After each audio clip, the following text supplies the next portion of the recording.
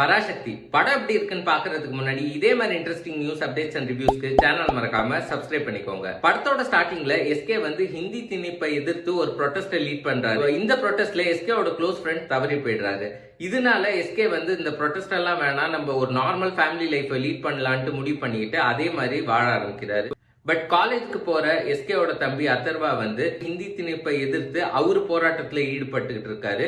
இது வந்து எஸ்கேக்கு சுத்தமா பிடிக்காம இருக்கு. ஒரு கட்டத்துல ஒரு சம்பவம் நடக்குது. அதனால வந்து எஸ்கே மறுபடியும் இந்த போராட்டத்தை கையில எடுக்கிறாரு. கடைசியில எஸ்கே இந்த போராட்டத்துல ஜெயிச்சாரா இல்லையான்றது தான் படத்தோட மொத்த கதையே. பராசக்தியை பொறுத்த வரைக்கும் பாத்தீங்கன்னா அவங்களுக்கு கொடுக்கப்பட்ட கேரக்டர்ஸ் அவங்க கரெக்டா தான் பெர்ஃபார்ம் பண்ணியிருக்காங்க.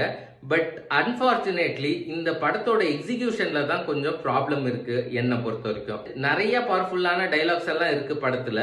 பட் இமோஷனலா நம்மள எங்கேயுமே கனெக்டே ஆகாத அளவுக்கு வச்சிருக்கு இந்த படத்தோட ஸ்கிரீன் பிளே. ஃபர்ஸ்ட் ஹாஃபை பொறுத்த வரைக்கும் எஸ்கே அண்ட் ஸ்ரீலீலாவோட லவ் போர்ஷன்ஸை பயங்கரமா ஸ்ட்ரெச் பண்ண மாதிரி இருந்துச்சு. அதை கொஞ்சம் அவாய்ட் பண்ணியிருந்திருக்கலாம். செகண்ட் ஹாஃப்ல தான் கதைக்குள்ளேயே போறாங்க டைரக்டர் சுதா கொங்கரா. செகண்ட் ஹாஃபை பொறுத்த வரைக்கும் ஃபர்ஸ்ட் ஹாஃபை கம்பேர் பண்ணும்போது செகண்ட் ஹாஃப் கொஞ்சம் பெட்டரா தாங்க இருந்துச்சு. நல்லா வந்திருக்க வேண்டிய ஒரு படத்தை வந்து எக்ஸிகியூஷன்ல கொஞ்சம் லைட்டா சொதப்பிருக்காங்க டைரக்டர் சுதா கொங்கரா. இந்த படத்தை கண்டிப்பா தியேட்டர்ல தான் பார்த்தாகணுமான்னு கேட்டா அது உங்களோட சாய்ஸ் தாங்க.